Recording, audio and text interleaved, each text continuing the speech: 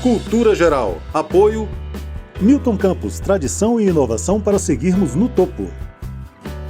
Caixa de Assistência OAB Nova Lima. Caminho seguro para os advogados de Minas Gerais.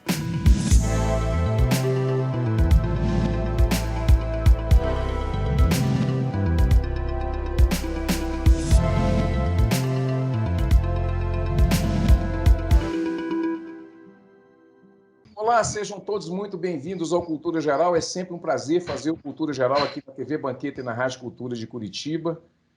Cultura Geral completando 7 anos, no ar.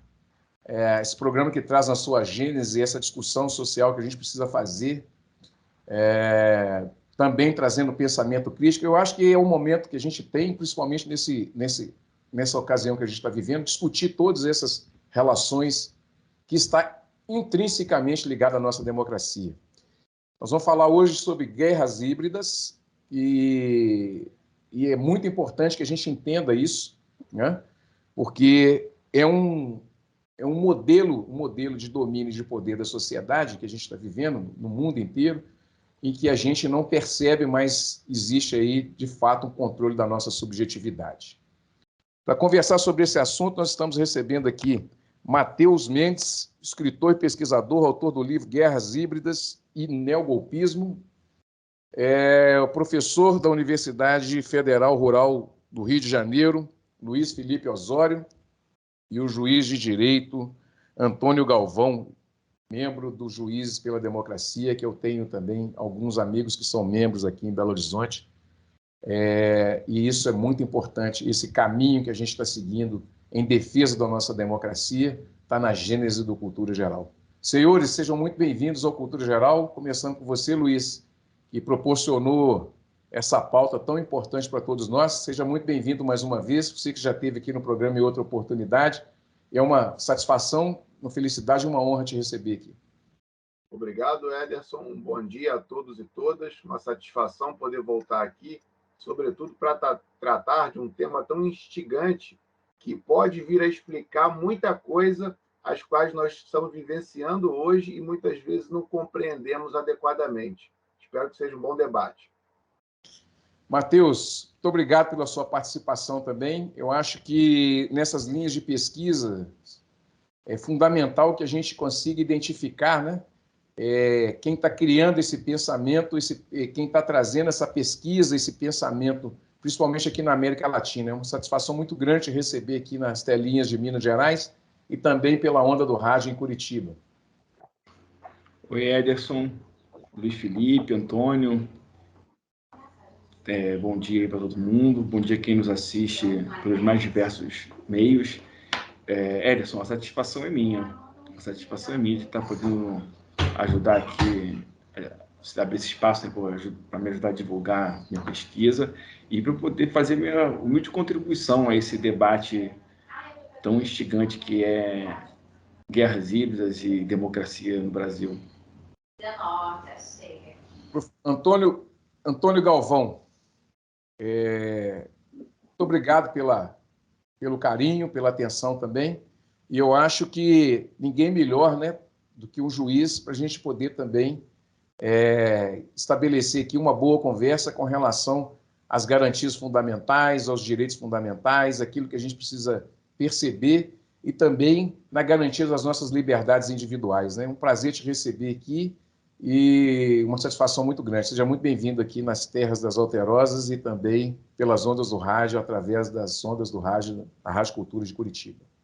Muito obrigado, Ederson. Bom dia a todas e todos, todos os ouvintes da Cultura Geral. Matheus, Luiz Felipe Osório, uma honra estar aqui, digamos, com esse esforço de divulgação do livro do Matheus, que é muito importante. Luiz Felipe também, que tem um excelente livro que trata sobre imperialismo e relações internacionais, e eu espero humildemente poder contribuir aqui com as reflexões acerca do tema da guerra híbrida. Vou começar com o Matheus, que é o grande pesquisador. O Matheus, a primeira pergunta que eu queria te fazer é como que a gente precisa perceber esse nível de guerra híbrida, o que é a guerra híbrida e como que essa ideia imperialista nos toma como cidadão, como pessoa, e sequestra a nossa subjetividade. Ederson, para falar disso aí, eu tenho que começar falando um pouco assim da pesquisa, né, que acabou gerando o livro. E uma coisa que eu percebi, que está subjetiva à minha pesquisa, é que há, na realidade, novas formas de fazer guerras e de promover golpes de Estado, ou seja, de interferência política, que escapam à gramática com a qual os cientistas políticos e a sociedade como um todo estão habituados. Assim, tanto na guerra híbrida quanto no neogolpismo, a gente está falando de guerra e a gente está falando de golpe de Estado. Porém, há uma nova forma de operar esse tipo de intervenção, né? Há novas formas de se realizar os objetivos políticos, né? Na ordem internacional, trata-se de uma nova forma de guerra, é a guerra híbrida, e na ordem interna, uma nova forma de golpe de Estado, que é o neogolpismo. Então, assim,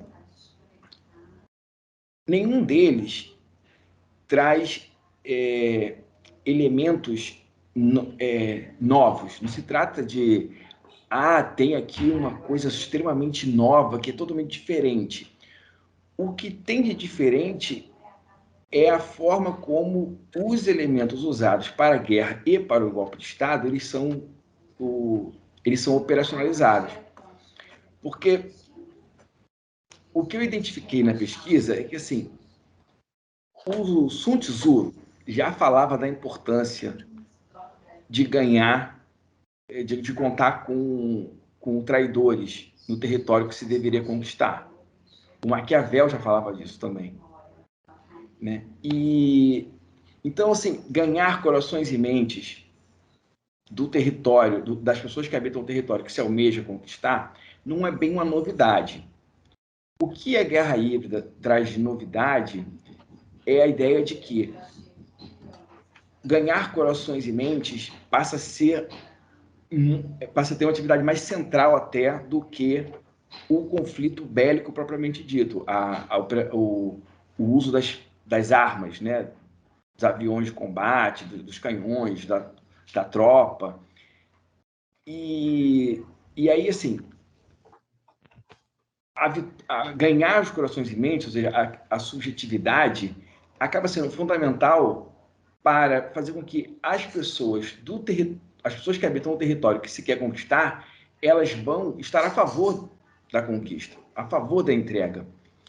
E, assim, não há, aproveitando a data, né, assim, o fato de que está comemorando agora 200 anos de independência, assim, Silvérios dos Reis sempre houve. O que a guerra híbrida faz é potencializar o papel dos Silvérios dos Reis. E, no caso do Brasil, potencializou naquelas enormes manifestações que a gente viu. Então, a subjetividade foi conquistada em prol de um projeto neoliberal e de submissão internacional. Olha só, o neoliberalismo em países periféricos, ele é essencialmente uma ideologia e um sistema de governo pró-imperialista. Mas eu vou deixar para o Luiz Felipe falar melhor disso, porque certamente ele vai falar com mais propriedade, porque realmente ele tem um livro a respeito, né? Mas eu já deixo essa dica, assim, neoliberalismo na periferia, ele é sempre pró-imperialismo. E o golpe de Estado, o neogolpe, assim, não há uma novidade genuína em que, para se promover um golpe de Estado, recorre-se a forças de fora do Estado, ou forças que não sejam as Forças Armadas. Porque um golpe de Estado ele é essencialmente uma atividade de setores do Estado contra alguma regra que seja estabelecida. Então, no neogolpismo, o que a gente identifica é que os setores que antes eram coadjuvantes no processo, eles passam a ter protagonismo. E no caso brasileiro, o sucesso do neogolpe na subjetividade, ele demandou a atividade da guerra híbrida. Por quê? Porque foi ela que levou gente para as ruas para fazer com que um golpe de Estado fosse tido como a vontade popular. Então, eu vou parar por aqui para a gente poder ir avançando no debate, mas, assim, em essência, o que eu queria falar é isso, assim, que são atividades, são práticas políticas que sempre nos acompanharam, só que elas agora são realizadas de uma forma que escapa à gramática tradicional. Por isso que muita gente acha que a gente não foi dominado numa guerra híbrida, por isso que muita gente acha que a gente não foi dominado numa guerra, que não vê a dimensão internacional como um fator decisivo para o que aconteceu no Brasil desde 2013, e por isso que muita gente acha que não foi golpe de Estado. Inclusive, na academia, o grau de subjetividade é tão grande que, na academia, vigora a tese de que não foi golpe.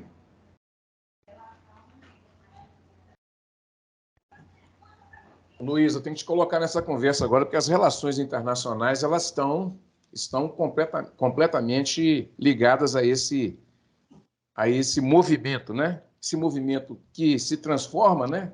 Você teve um modelo tradicional em 64, e na América Latina, sanguinário, e a gente tem hoje sucessivos golpes, né? Porque você não dá um golpe só, você dá vários golpes, né? Você estabelece, por exemplo, a partir de 2008, 2009, quando é descoberto o pré-sal, ali é reativado o Comando Sul do Exército Americano para tomar conta da América Latina. E aí a gente tem esse modelo já amplificado de guerra híbrida, que era muito utilizado, por exemplo, no Oriente Médio, e hoje traz para a América Latina com as revoluções coloridas, essas coisas todas, que é muito parecido com o que aconteceu, ou é o modus operandi da guerra híbrida.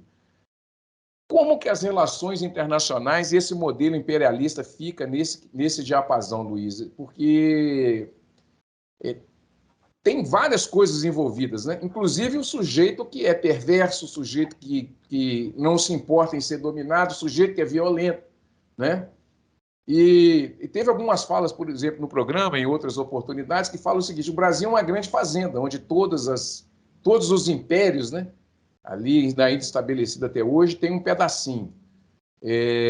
Como que a gente pensa isso e como é que a gente traz essa discussão, né, já que também, dentro da academia também, você tem essas mesmas formações, ou seja, é uma contaminação geral, né, que não é de hoje, isso não aconteceu a partir de 2010, 2015, isso já vem construído ao longo do tempo, né? Que o capitalismo é isso, uma hora ele é mercantilismo, é capitalismo, é neoliberalismo, agora é o empreendedor de si mesmo. Dá uma luz para a gente, Luiz. Não, legal, Ederson. Essa questão que você levantou, ela é bem relevante e, seguindo aí a sua pergunta, eu vou tentar, em alguma medida, contextualizar historicamente o que a gente entende por relações internacionais. Né? Você pode ver que esse substantivo, Ederson, ele se dá no plural. Né? Então, isso já denota uma particularidade significativa aí dessa ciência sobre a qual nós nos debruçamos. E é interessante entender que nem sempre o cenário internacional foi da maneira como nós o conhecemos hoje. E essa demarcação histórica é importante para que a gente consiga aí sim olhar com mais rigor os conceitos que o envolvem. O que a gente conhece como relações internacionais hoje vai se constituindo ao longo do século XIX e, principalmente no finalzinho do século XIX e início do XX, aparece com mais vigor, aparece como uma tendência indisfarçável que veio para ficar. O que é? É a internacionalização das relações de produção.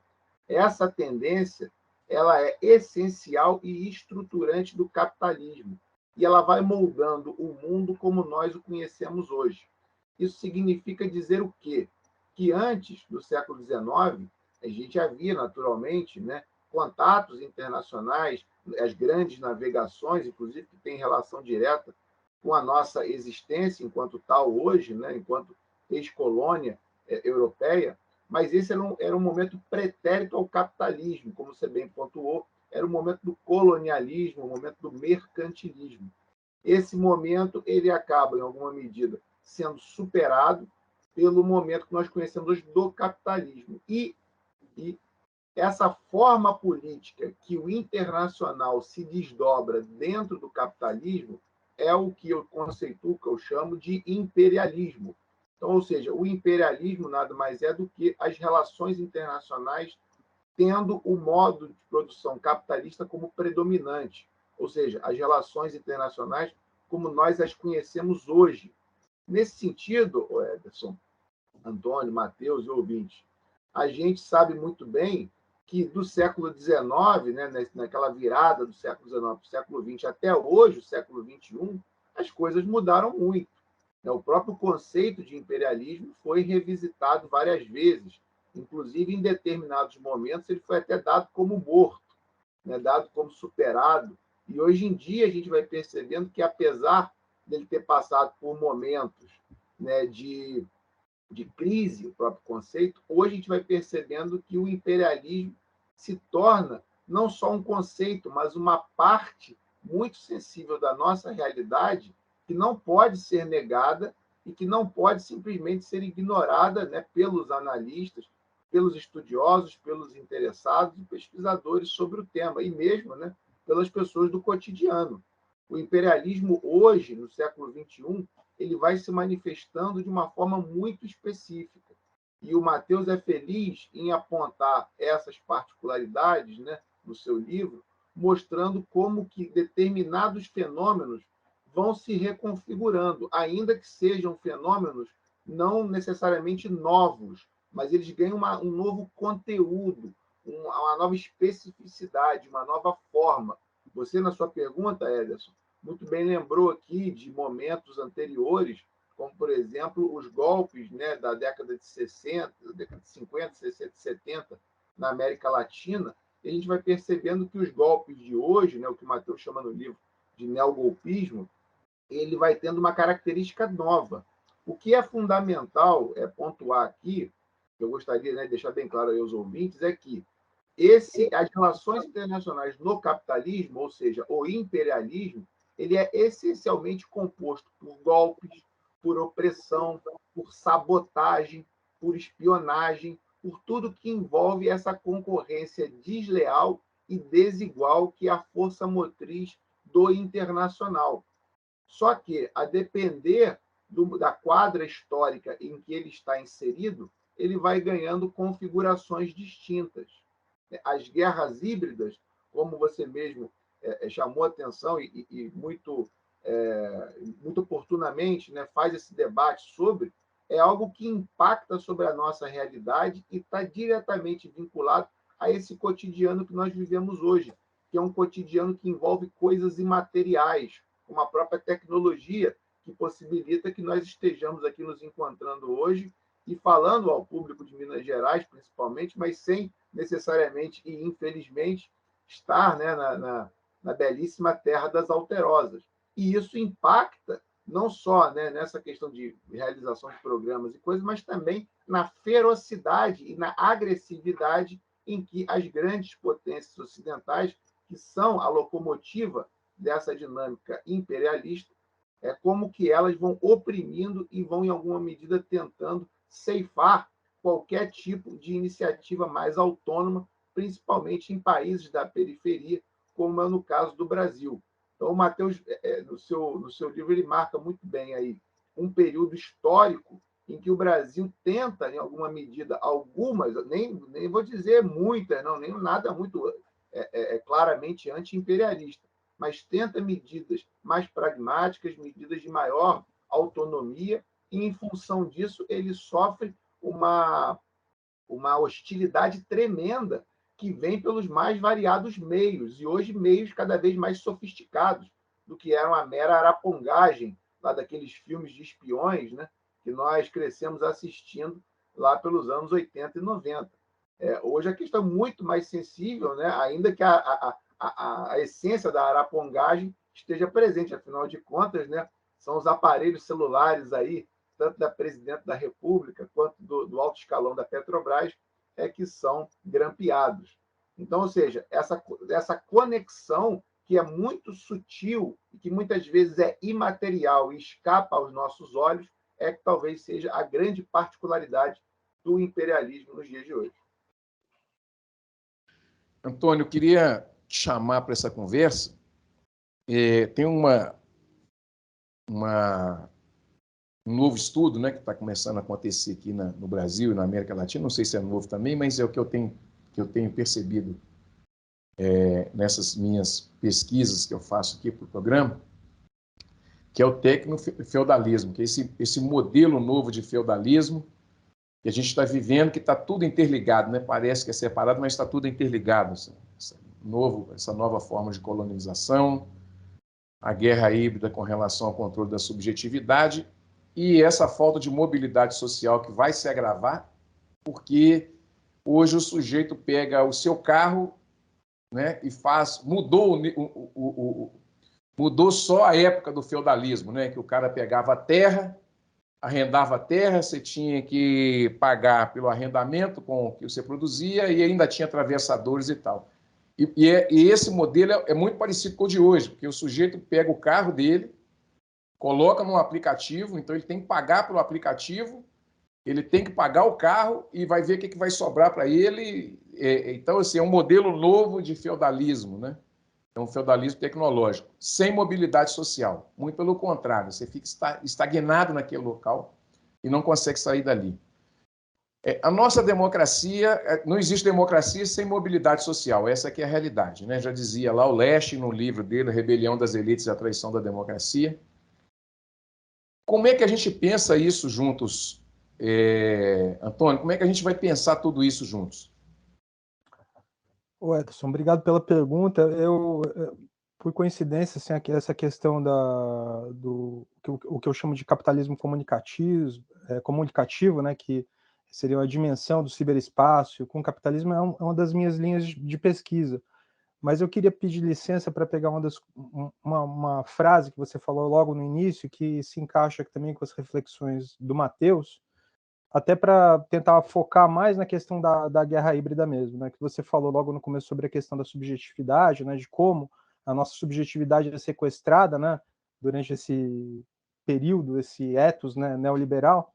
E outra coisa importante que o Matheus falou é que muitos na academia, e mesmo fora da academia, no meio político, negam a própria existência da guerra híbrida aqui no Brasil em 2013. Eu acho importante a gente bater isso e tentar defender a guerra híbrida como um conceito que realmente existe, como algo concreto e algo que a gente tem que lidar, né? Uma das colocações que o pessoal que fala não existe guerra híbrida, né, é de que sempre houve esses golpes de Estado, sempre houve essa interferência, pelo menos desde do pós-Segunda Guerra Mundial, se a gente pegar Guatemala, Argentina, Brasil em 64, o Chile de Pinochet, sempre houve esse tipo de interferência, inclusive utilizando meios eletrônicos. É lógico que não desse nível sofisticado, né, do ciberespaço que existe hoje, né, que ficou muito evidente, principalmente no pós-primaveras árabes, né, mas já havia, por exemplo, se a gente pegar o golpe na Guatemala, na década de 50, né, do Jacobo Arbenz, né,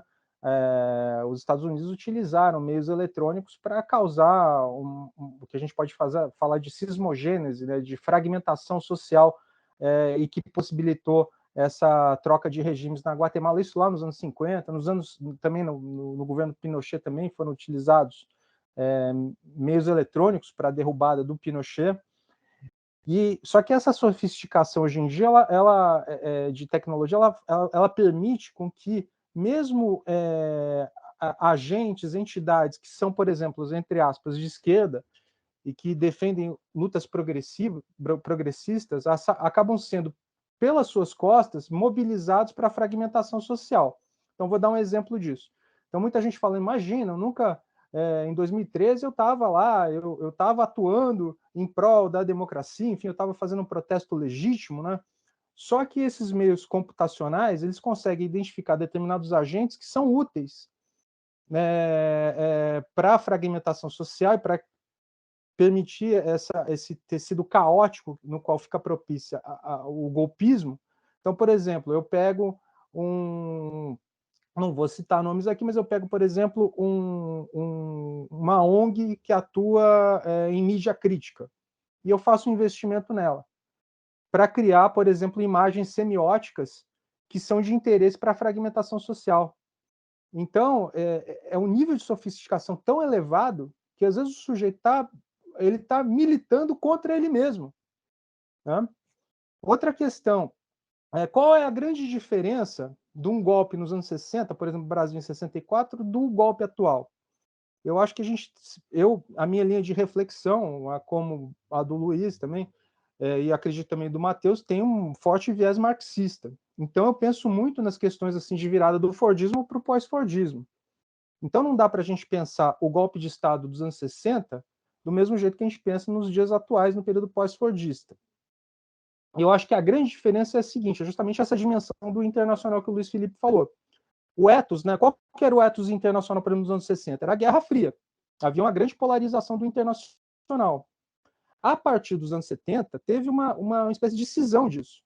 A gente tem que lembrar, por exemplo, que enquanto o Nixon, né, isso dá para a gente falar aqui, porque os documentos já foram desclassificados, enquanto o Nixon manipulava agentes econômicos, militares e jurídicos para derrubar o Salvador Allende, ele cortejava a China do Mao Tse-tung, no mesmo ano, né, 71, 72.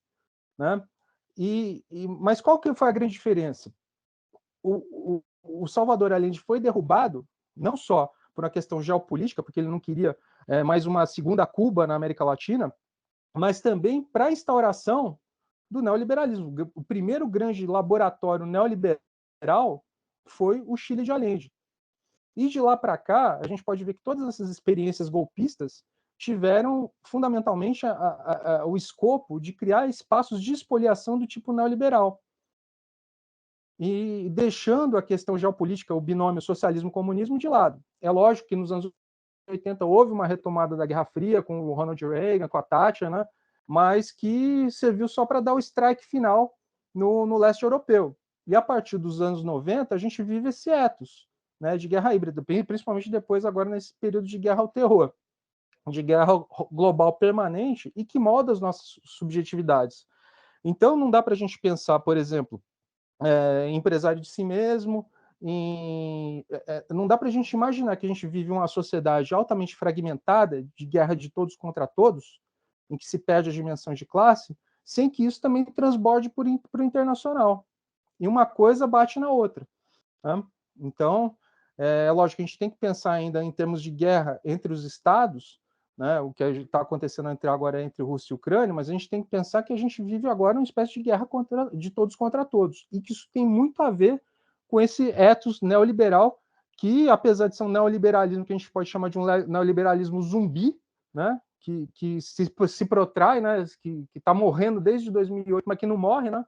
E até o cara que eu pesquiso mais, o Mark Fisher, ele até fala que é mais difícil matar um zumbi do que matar um não zumbi, né? Então a gente tem que pensar muito nessa questão da guerra híbrida. A guerra híbrida, ela existe, tanto existe que continua fazendo vários strikes aí, desde os últimos 20 anos, né?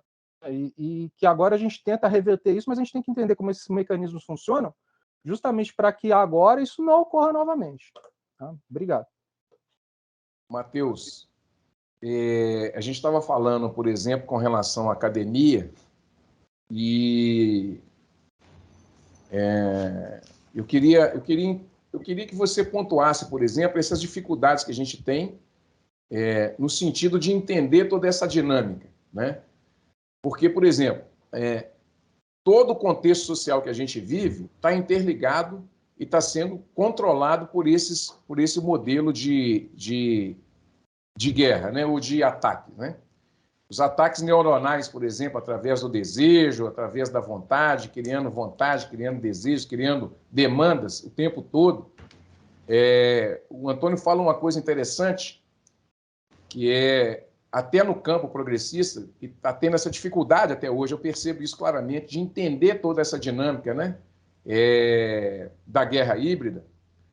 Já era falado lá pelo Lesch, ele lança o livro dele em 94, Rebelião das Elites e a Traição à Democracia, Ele lança o livro em 95, morre em 94, a filha dele lança o livro em 95. Ele fala exatamente dessa fragmentação do populismo, da fragmentação dos movimentos, ou seja, esse modelo de ataque, ele já é programado há muito tempo, né? Da privatização dos espaços públicos e tudo. Isso tudo tem a ver com esse modelo que está aí de guerra híbrida, Matheus?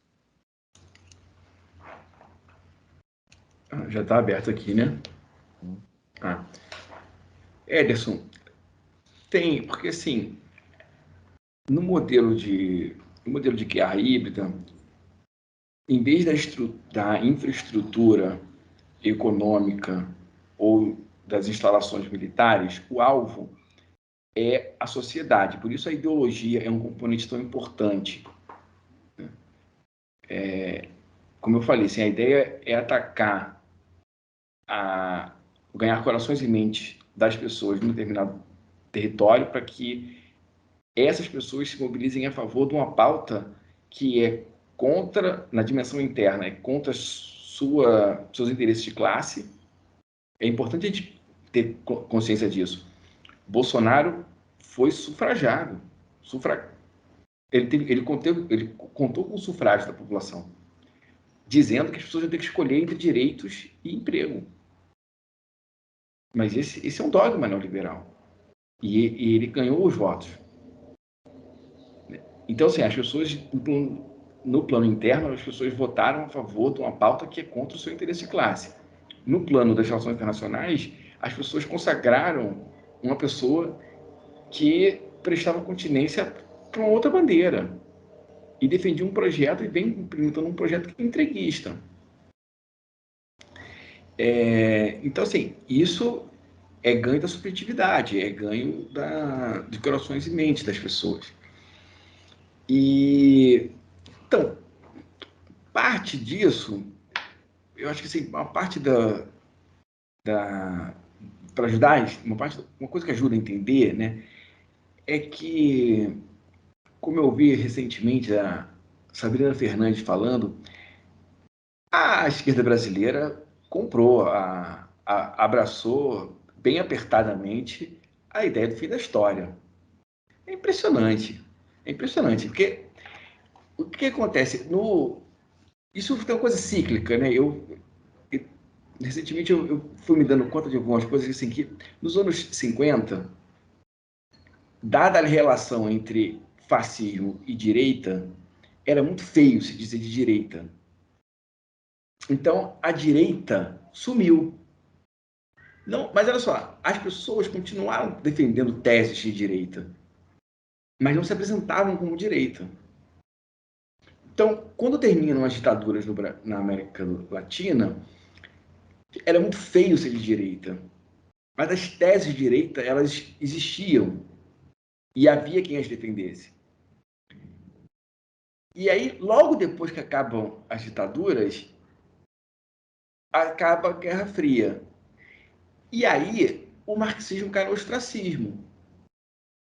Aí, imperialismo virou uma palavra feia, some do vocabulário. Luta de classes some do vocabulário. E por isso, inclusive, eu fiz questão de colocar a luta de classes no título da dissertação e do livro. Porque é disso que se trata. É disso que se trata. E aí, assim,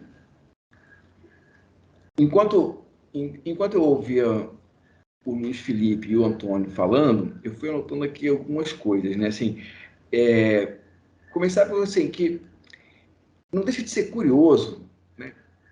Assim, que o Pinochet, que foi a única que ele foi o ditador e ele implementa o neoliberalismo, o laboratório do neoliberalismo.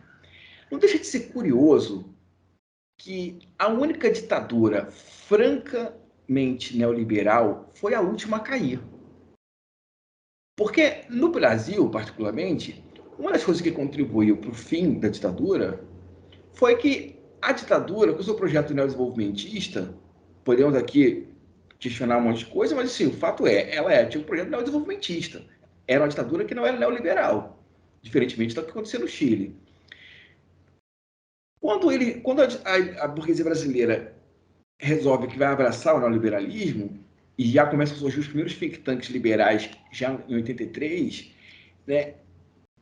A ditadura brasileira, isso só foi possível porque a ditadura, os militares já vinham perdendo apoio da elite brasileira, da burguesia brasileira. Não deixa de ser curioso que o último a perder espaço, a cair, foi a única ditadura que era neoliberal. Não deixa de ser curioso, assim, isso foi uma coisa para a qual eu me atinei esses dias. E aí, assim, contribuindo aqui recuperando algumas questões também outras questões que foram trazidas, né? Essa é uma questão fundamental para entender a diferença, né? Para marcar a diferença do que acontecia em 64 e de como acontece a partir de agora, foi inclusive aí falar aqui para quem nos assiste, o Luiz Felipe foi meu professor muito recentemente. E eu fiz um trabalho sobre isso. Uma das questões que frisaram que eu tinha que botar no trabalho lá no doutorado era para dizer o que é de diferente, por exemplo, né? Por que um neogolpe é diferente de um golpe dos anos 60? E assim, eu digo de bate-pronto, assim, uma das principais diferenças, afora a questão dos militares, do protagonismo das Forças Armadas, é o fato de que as ruas em 64, elas eram coadjuvantes. Houve uma disputa de quem leva mais gente para a rua em 64, por exemplo. Né? O discurso na Central com o Jango e a marcha a favor de Gilead contra da Haia, né, lá em São Paulo. Então, houve uma disputa de ruas, mas isso não era o central. Não era o central. A ditadura não demandou, ela não prescindia do apoio popular, porque, inclusive, não tinha. Sabe-se hoje que uma pesquisa do Ibope já indicava que o Jango tinha apoio popular. Para realizar o golpe de 2013 a 2016, o que foi necessário? Foi necessário erodir a popularidade da presidenta Dilma Rousseff. E isso se consegue logo nas primeiras semanas da Revolução Colorida, porque a popularidade da presidenta cai de 57 para 27, se eu não me engano, ao longo de junho. Então, as ruas, o papel das ruas na decisão do jogo político é uma das principais diferenças que a gente tem hoje, do que a gente tinha no passado. Além disso, é importante perceber assim, que a gente tem, e eu recebo muito essa crítica, assim, principalmente da minha esposa, assim, a gente tem que, e aí eu falo até para muito assim, temos que tratar 2013 com muito cuidado, porque muita gente boa acreditou no que estava acontecendo. E aí, assim, para a gente poder realmente rever isso aí, realmente passar um olhar, né, acurado do que foi 2013, a gente tem que fazer as pazes com essa galera. Né? E assim, é importante entender que um componente que foi muito importante para o sucesso de 2013 foi que ela mobilizou as pautas do que a Nancy Fraser chama de neoliberalismo progressista. Que a Nancy Fraser fala o seguinte, que o neoliberalismo ele se afirma, a contra-revolução neoliberal se afirma do inusitado casamento entre a direita que queria acabar com o estado de bem-estar social e setores da esquerda que viam o estado de bem-estar social não incorporando determinados anseios e reproduzindo o machismo, o racismo, o etnicismo e o descaso com o meio ambiente. Então, notadamente, essas pautas, elas não são pautas classistas. Elas podem ser encampadas pela direita ou pela esquerda. Então, o que a direita liberal faz é encampar essas pautas e tentar tirar delas um componente de classe e apresentá-las totalmente fora do contexto. E aí é possível mobilizar negros a favor do neoliberalismo. É possível mobilizar mulheres a favor do neoliberalismo, ainda que o neoliberalismo seja extremamente machista e racista. É possível, porque essas bandeiras elas não são, a priori, bandeiras de classe, elas não estão vinculadas a priori à questão de classe. E aí, para finalizar, né, eu vou recuperar também o que o Luiz Felipe falou, de como que o capitalismo, de como que o imperialismo, as relações internacionais, eles têm a ver com o fato de que o capitalismo, ele é, por essência, um sistema internacional, é um sistema de produção, por essência, internacional. E aí, nesse sentido, o que o golpe, o que a Revolução Colorida de 2013 e o golpe de 16 e a continuação desse golpe em 2018, porque o Lula, mesmo preso, ganharia a eleição.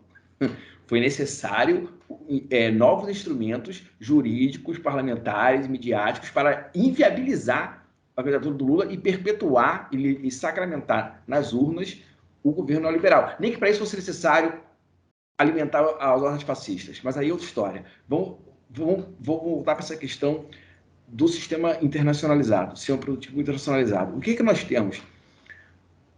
Com a capitulação da experiência progressista representada pelos governos do PT, com a derrota disso, o que nós temos? Nós temos a liberação massiva de ativos subvalorizados no Brasil. Como assim? A partir do golpe e da implementação violenta do modelo neoliberal, nós tivemos o rebaixamento do valor da força produtiva no Brasil e a venda de recursos naturais e privatizações subvalorizados, muito abaixo do seu preço real. E isso serve para quê? Serve para aplacar a crise econômica e os conflitos políticos que há e que ocorrem no centro do capitalismo. Porque quando a gente fala de imperialismo, de um lado tem a venda de ativos subvalorizados, de um lado tem a transferência de bem-estar da periferia para o centro do sistema. E qual é a contraface dessa moeda? A contraface é que, junto com essas riquezas, o que vai também é a estabilidade. Porque o conflito político ele é essencialmente um conflito distributivo. E se você transfere bem-estar social daqui para o centro, o que você tem lá no centro? Você consegue diminuir as tensões sociais. E aqui, como foi esvaziado, você tem justamente o contrário. Por isso tantas crises, por isso a instabilidade política é uma marca da América Latina. Por isso os golpes são uma constante. Luiz, é uma discussão, assim, apesar de a gente ter, até na outra oportunidade também, né, a gente ter conversado, e tem a ver com isso também, sobre aquela pauta sobre o Capital de Marx, né, que nós fizemos aqui, com o Fritz Saad. Eu acho que é importantíssimo entender todo esse contexto, depois a gente vai compilando tudo, juntando tudo, para a gente montar esse quebra-cabeça. Gente, deixa eu fazer o primeiro intervalo, eu vou fazer um intervalinho aqui na TV Banquete na Rádio Cultura de Curitiba, não saia daí, um minutinho só. A gente está conversando com essas três feras aqui, falando sobre guerra híbrida. Um minutinho só, não saia daí.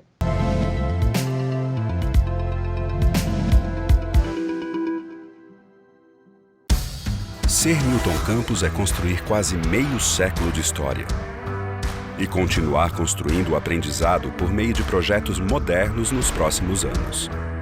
Prepare-se para o Law Village, um espaço para praticar, com simulações e aulas abertas, tudo em parceria com a Escola Brasileira de Direito. Além de estudar, aprender direito na prática. Isso é Milton Campos, além do que você conhece.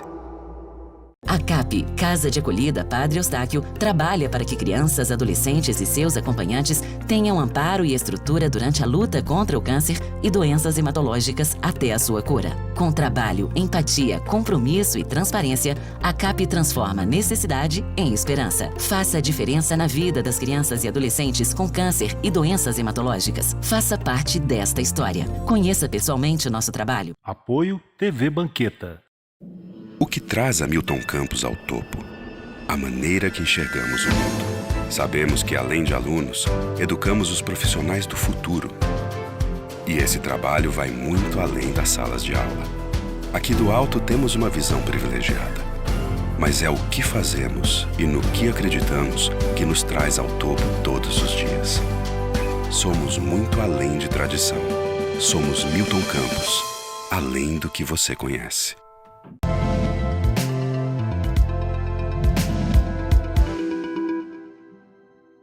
Bom, de volta com Cultura Geral aqui na TV Banqueta e na Rádio Cultura de Curitiba. A gente está conversando com o professor Luiz Osório, com o escritor e pesquisador Matheus Mendes e com o juiz de direito Antônio Galvão. A gente está falando sobre guerras híbridas, né?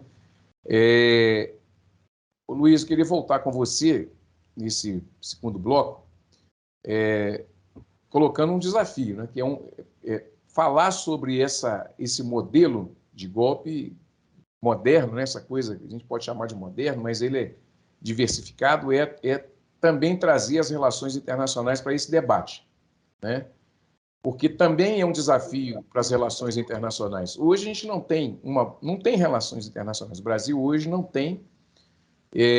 Tudo isso me parece que é um projeto, né? Também para não ter mesmo, para a gente ficar a pé de tudo. Mas a gente tem uma perspectiva de retomada. A gente pode ter assim, uma perspectiva de futuro com relação a uma calma nesse sentido, ou esse modelo é uma constante mesmo? O que você pensa sobre isso, assim, nessa ideia de imperialismo? Não, legal, Ederson. Bom, para responder essa sua questão, eu acho interessante a gente retomar, né, essa história da diplomacia e da política externa brasileira, né? A política externa brasileira, ela vai oscilando, né, em momentos de algum pragmatismo e autonomia, com momentos de profunda subordinação, né, e alinhamento automático, principalmente às grandes potências. E nós percebemos que, em determinados momentos da história, eu posso apontar aqui, por exemplo, o imediato pós-64, com a política externa do Castelo Branco, como também posteriormente, né, do Collor e do próprio Fernando Henrique Cardoso, né, uma política de um alinhamento, de um realismo periférico, né, ou seja, se eu não posso com as grandes potências, vou me juntar a elas, e isso, em alguma medida, se contrapondo até a um tempo maior de política externa, que foi um tempo que foi seguindo, em grande medida, essa tendência desenvolvimentista, que no Brasil começou um pouco antes da Segunda Guerra Mundial, com Vargas, mas que vai se estendendo aí ao longo de todo o pós-Segunda Guerra Mundial, até com esse interregno aí de 64, mas em maior ou menor medida até os anos 90. A década de 90 é uma década perdida não só em termos de dívida externa, mas também de diplomacia, em que o Brasil dá alguns passos em falso, mas em grande medida vai retomando, né, esse pragmatismo e essa autonomia ao longo aí dos governos do PT. O que eu percebo, principalmente, né, a partir do governo Bolsonaro, é uma retomada desse alinhamento automático às grandes potências ocidentais, nos temas que são essenciais, né, principalmente ao liberalismo econômico, né, e na nossa etapa, nesse neoliberalismo. Talvez seja a principal faceta da diplomacia brasileira, né? Não é coincidência, Ederson, Matheus, Antônio e ouvintes, que iniciativas da época do Fernando Henrique são retomadas hoje, como, por exemplo, esse acordo comercial entre Mercosul e União Europeia. Ele começou a ser gestado lá em 1999 e ficou aí 20 anos entubado, né, até poder retomar novamente a ativa aí em 2019. E é interessante perceber que, a despeito dos 2 primeiros anos terem sido anos aí de um flerte mais evidente, mais claro e mais nítido com a extrema-direita, toda a sua simbologia, né, o que significou a chancelaria do Ernesto Araújo, a tendência agora é só um alinhamento mais discreto, vamos dizer assim, com toda essa direita mundial e com esse neoliberalismo ao qual o Brasil está intimamente arraigado. E isso, né, em alguma medida, vai comprovando a histórica vinculação entre a política econômica interna e a internacional, ou seja, a política externa, como política pública, ela nada mais faz do que ela vai refletindo, né, toda a dinâmica da política econômica nacional. E aí a gente vai percebendo isso com maiores, né, e menores intensidades, tons. O que é interessante notar, Ederson, é que, independentemente dessa postura que o Brasil tem adotado, né, se um alinhamento mais automático ou se uma postura mais pragmática, é que, em momento nenhum, o Brasil adotou uma postura claramente, por exemplo, anti-imperialista no cenário internacional. Ele pode ter dialogado, pode ter participado de algumas iniciativas, pode ter tido até posturas e práticas pontuais contrárias aos interesses das grandes potências, e são práticas importantes que marcaram a nossa história, mas em nenhum momento houve, né, um enfrentamento mais direto. Afinal de contas, né, a gente precisa entender também a história do Brasil no cenário internacional alicerçada dentro do seu contexto regional. E o debate que foi colocado aqui, e é também presente no livro do Mateus, é que o que acontece na América Latina, né, é um termômetro para que nós também acompanhemos e vislumbremos aí o nosso horizonte, né? Eu vivenciei isso de maneira muito clara, e eu achei legal que o Mateus narra isso aqui bem no livro. Primeiramente, que essa ordem política na qual nós estamos hoje inseridos, ou seja, a ordem da nova república, né, o Brasil pós-redemocratização, é uma ordem que nos é vendida como uma ordem pós-golpe, né? Ou seja, todo o período nefasto anterior foi superado e agora nós vivemos num grande consenso da social-democracia. E a social-democracia na qual, né, e isso a gente percebe no discurso aí dos políticos, daqueles que ocupam posições de poder, em dizer que as instituições estão funcionando, né? As pessoas estão cada vez mais passando fome, as pessoas estão cada vez mais sem teto, as pessoas estão cada vez mais sem expectativa de futuro, as pessoas hoje se prepararam para um Brasil que não existe mais, e a maior preocupação é dizer que as instituições estão funcionando. E a gente vai percebendo que esse neogolpismo que varreu, pelo menos, né, no primeiro momento, os governos mais progressistas da América Latina, ele começa em Honduras em 2009, e o Brasil, até naquele momento, né, em alguma medida, tem uma atuação diplomática que quebra um pouco o tom, vamos dizer assim, mais apaziguador, né? Em alguma medida, o Brasil ajuda ao retorno do golpeado Zelaya a Honduras novamente, de maneira que, com a presença de Zelaya lá, as massas se levantassem.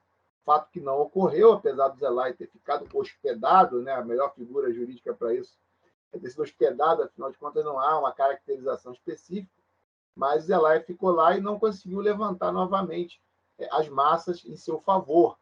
E isso foi uma derrota tremenda para nós aqui da América Latina, porque a coisa começou a funcionar como se fosse aquela fileira de dominós. Quando você derruba a primeira peça, as outras peças vão caindo fatalmente. E isso aconteceu com o Paraguai em 2012, e eu lembro que, à época, eu participei de vários debates, cheguei a fazer aulas especiais para a gente discutir todo o processo ocorrido no Paraguai, que para o Brasil foi muito emblemático, né? Muita gente aqui no Brasil da esquerda simplesmente dizia: não, o Brasil não tá, isso não acontece mais aqui, isso é uma coisa de republiquetas, né? Isso não vai atingir o nosso Estado democrático de direito. E muita gente ainda, na mesma linha que aconteceu com o Brasil, defendendo, em função do mínimo, né, respeito formal, se é que dá para dizer isso, em função disso, dizendo que não havia sido golpe, mas sim um impeachment formalmente concebível, né, legítimo, vamos dizer assim. Luiz, me permite só uma parte. eu juro que vou ser muito breve. Assim, é interessante observar uma mudança radical no comportamento da direita gourmet, né? Da direita limpinha e cheirosa.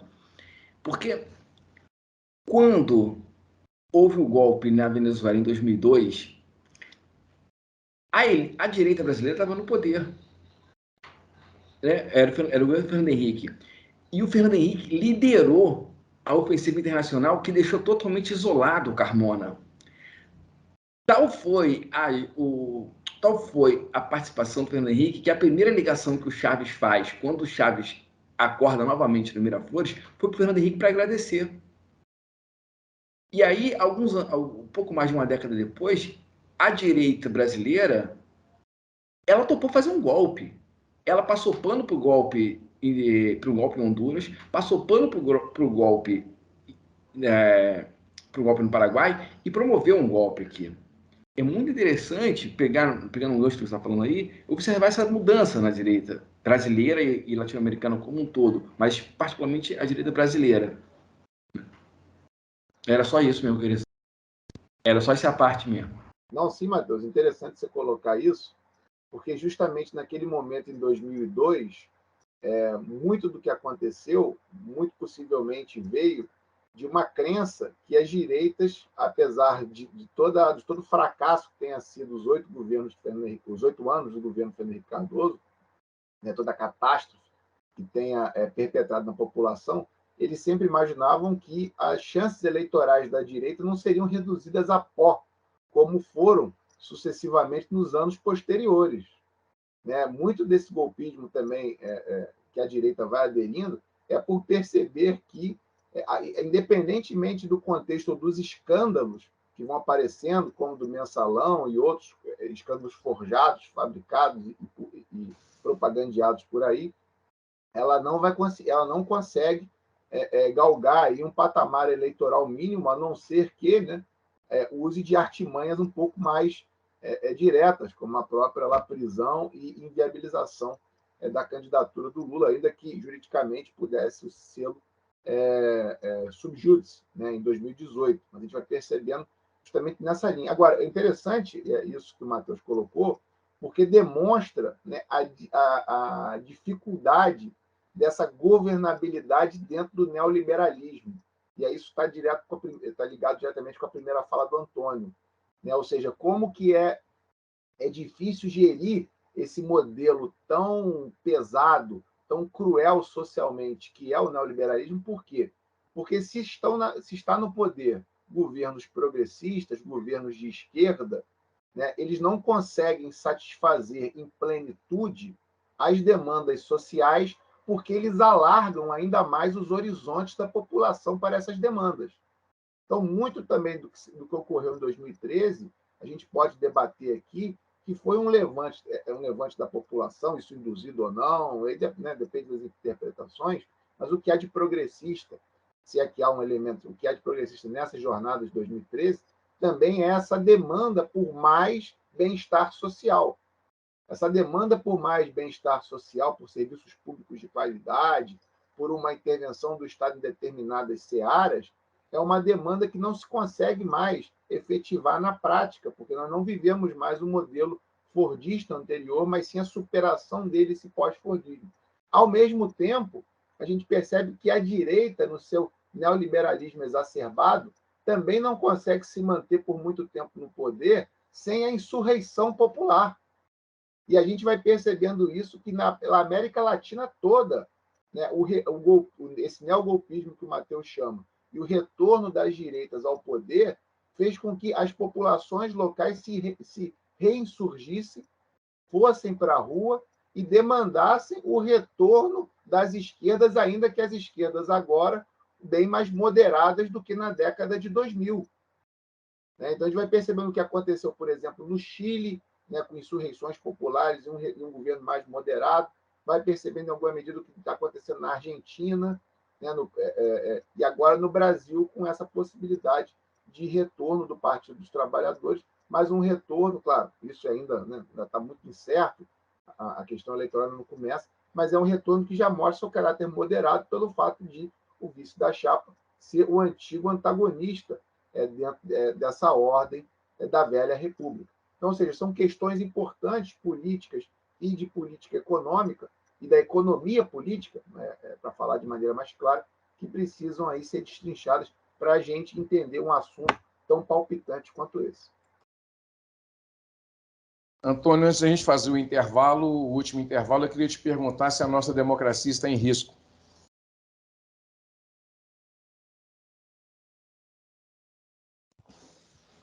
Ederson, na verdade, assim, eu acredito num modelo democrático, mas não nesse modelo democrático constitucional da Constituição de 88. Eu acho que é uma realidade política com a qual a gente tem que lidar.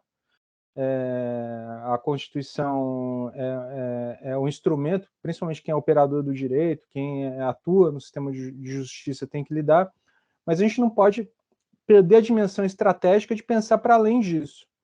Então, o modelo de democracia liberal, né, com eleições, é um modelo que funciona em prol do capital. Vou dar um exemplo disso. Essa própria alternância de poder, no sentido de que é possível, pelas vias eleitorais, estabelecer essa alternância, ela desarma qualquer tipo de alteração estrutural. Então, o que acontece? Né? Nós tivemos 2 mandatos progressistas, né, do presidente Lula, depois mais um mandato progressista de Dilma e logo em seguida o golpe. Né? Basta uma derrota eleitoral para que seja desmontada qualquer tipo de... Né, um governo de direita consegue desmontar num mandato só 30 anos de um governo de esquerda. Então, a primeira coisa é essa. E quando não consegue, vem o golpe. O Matheus fez uma colocação interessante, né? Por que o Pinochet foi a última ditadura a cair, né? E aí a gente pode até retomar aquilo que eu tinha falado, do modelo fordista e pós-fordista, né? Quando houve o golpe de Estado em 64 aqui no Brasil, se instalou algo que se opunha a fundamento, não estava tão preocupado com o modelo econômico, com o modelo de regulação do capital, mas sim com o modelo político que pudesse se opor a um avanço socialista, do socialismo realmente existente aqui no Brasil. O modelo econômico era secundário. Até que Castelo Branco ele tinha uma certa inclinação neoliberal, houve um flerte neoliberal com Castelo Branco, mas depois o próprio Estados Unidos mela o jogo do Fordismo com a ruptura de Bretton Woods em 71, né, do tipo, olha, cada um por si, eu não vou mais garantir o dólar, o padrão ouro, e enfim, né, e começa a instalar, a tentar essa implementação neoliberal. O que aconteceu aqui no Brasil, dessa resistência, né, o desenvolvimentista da ditadura militar, foi simplesmente assim, olha, a gente começou aqui no modelo fordista, a gente vai continuar com ele. Então houve um descompasso de uns 10 anos entre a política econômica e imperialista estadunidense e a ditadura brasileira naquele momento, né? E que se postergou até a Constituição de 88. A Constituição de 88 pode ser tida como o último respiro do estado de bem-estar social aqui no Brasil, né? Porque assim foi por muito pouco que diversas medidas neoliberais não conseguiram ser implementadas já na Constituição de 88. Então, por exemplo, esse espírito desenvolvimentista, esse espírito de paradigma do bem-estar social, ele se traduziu, por exemplo, com o SUS, que foi estruturado na Constituição de 88, com a inserção dentro do artigo 5º da Constituição da função social da propriedade, né? E naquela época, a esquerda era tão potente que houve até uma discussão na Constituinte se iam colocar ou não a propriedade privada no artigo 5º. Olha só, quase que a propriedade privada não foi inserida no artigo 5º da Constituição. Já se imaginando a possibilidade de até mesmo um encampamento dos meios de produção por parte da população. Então, estava nesse nível. Um ano depois, queda do Muro de Berlim, teve aquele strike no leste europeu, entra Collor um ano depois. E aí começa o desmonte. Então, o nosso modelo democrático, agora respondendo a sua pergunta, é um modelo que está sob ataque desde o momento que foi implementado. Então, e a gente tem que pensar para além daquilo. Uma nova constituinte não vai resolver. Pode até ser que seja um espaço político interessante para se discutir alguma coisa, mas eu não acredito nisso. Eu acredito numa mudança estrutural e da gente pensar em novas formas de atuação política. Uma coisa que o Matheus colocou que é importante é a questão da luta de classe, mas hoje em dia é muito difícil da gente pensar nesse paradigma marxista mais tradicional. Um dos autores, ou dos autores que eu estou pensando agora, um deles é o Maurício Lazarato e o Eric Allier, tem um livro recente que é Guerras no Plural e Capital, que procuram novas categorias políticas para justamente tentar aglutinar dentro de uma mesma categoria política a questão não só de classe no sentido tradicional, do binômio da antítese capital-trabalho, mas também as questões que envolvem as questões raciais, as questões de gênero, mas tudo dentro de uma categoria política. Uma das autores que deu uma resposta interessante, né, para isso foi a Jodin, né, que lançou um livro faz uns 2 anos chamado Camarada. E assim como a extrema-direita utiliza um binômio político que ela articula muito facilmente, que é o binômio amigo-inimigo, quer dizer, se você não é meu amigo, você é meu inimigo, né?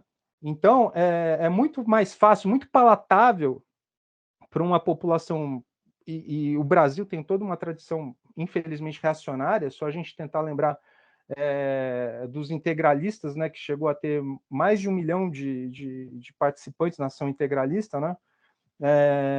É muito fácil falar que a culpa do meu sofrimento é do outro, no sentido do estranho, do diferente, né? Por exemplo, a culpa do meu sofrimento é do gay, quer dizer, não é da política neoliberal que fragmenta toda a sociedade. A desconstrução da família não tem a ver com o fato das mulheres terem uma terceira jornada de trabalho. A culpa é do LGBT, a culpa é do negro, é do outro, é do diferente.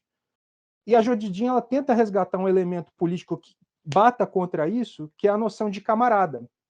Né? Camarada, o termo de câmara, de que está todos na mesma câmara, na mesma proteção.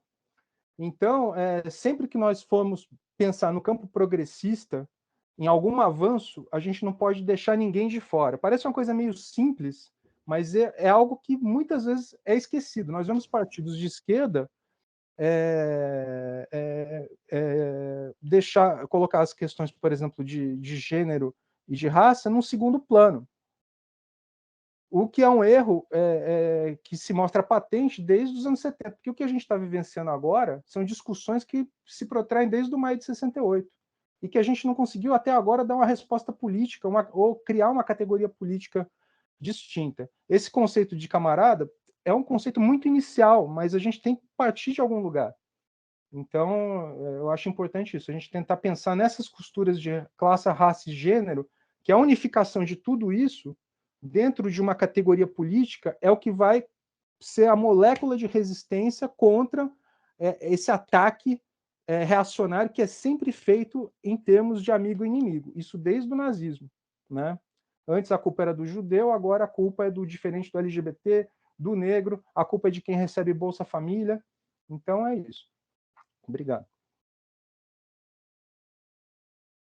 Muito bem. Deixa eu fazer esse último intervalo. Vou fazer o último intervalo aqui na TV Banqueta na Rádio Cultura de Curitiba. A gente está discutindo as guerras híbridas e essa questão do poder e das interferências no poder aqui na América Latina também, essencialmente do Brasil, com esse modelo de guerra. Um minutinho só, nós voltamos aqui para a despedida dos nossos amigos.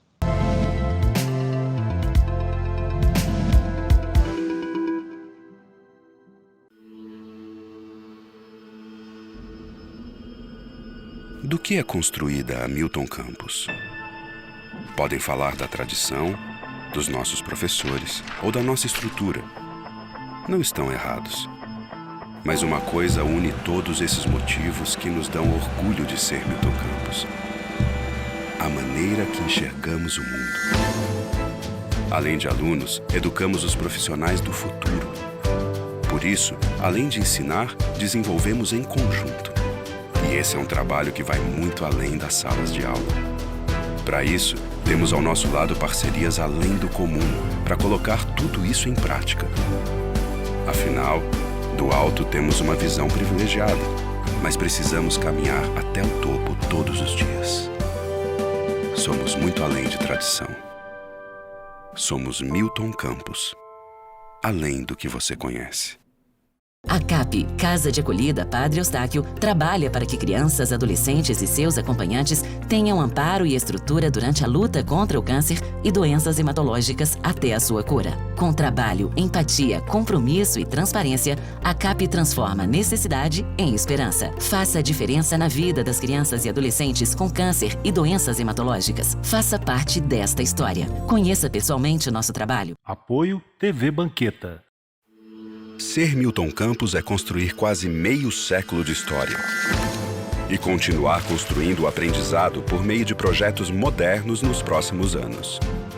Prepare-se para o Law Village, um espaço para praticar, com simulações e aulas abertas, tudo em parceria com a Escola Brasileira de Direito. Além de estudar, aprender direito na prática. Isso é Milton Campos, além do que você conhece.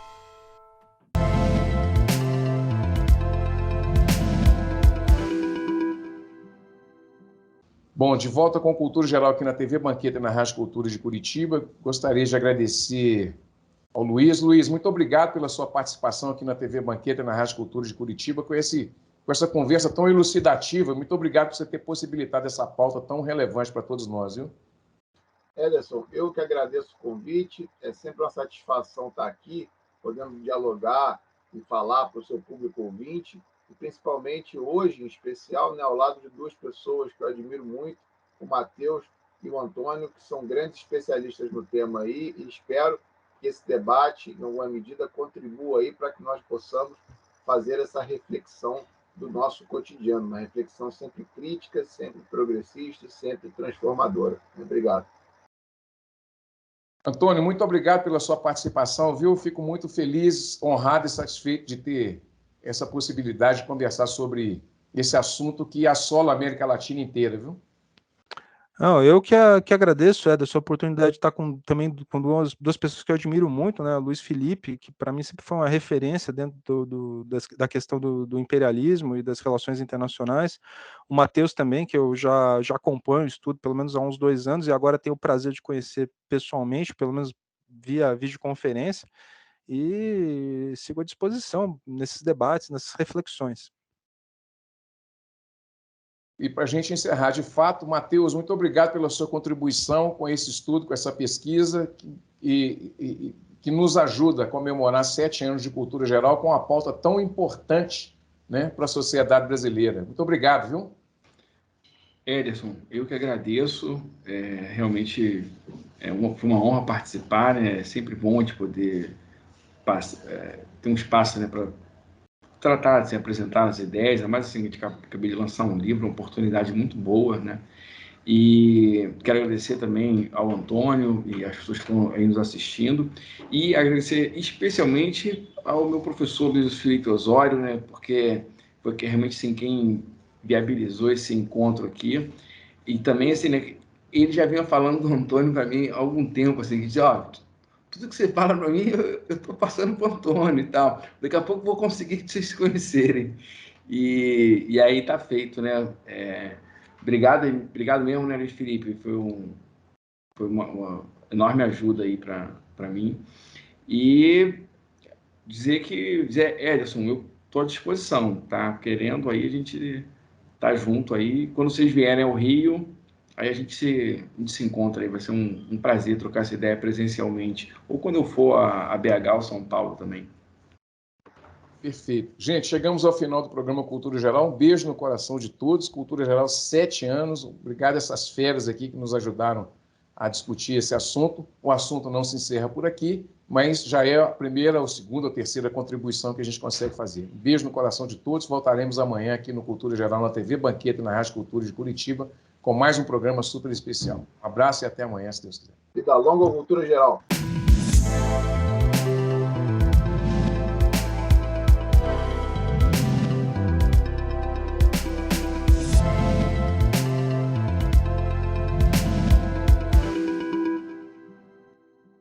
Cultura Geral. Apoio Newton Campus, tradição e inovação para seguirmos no topo.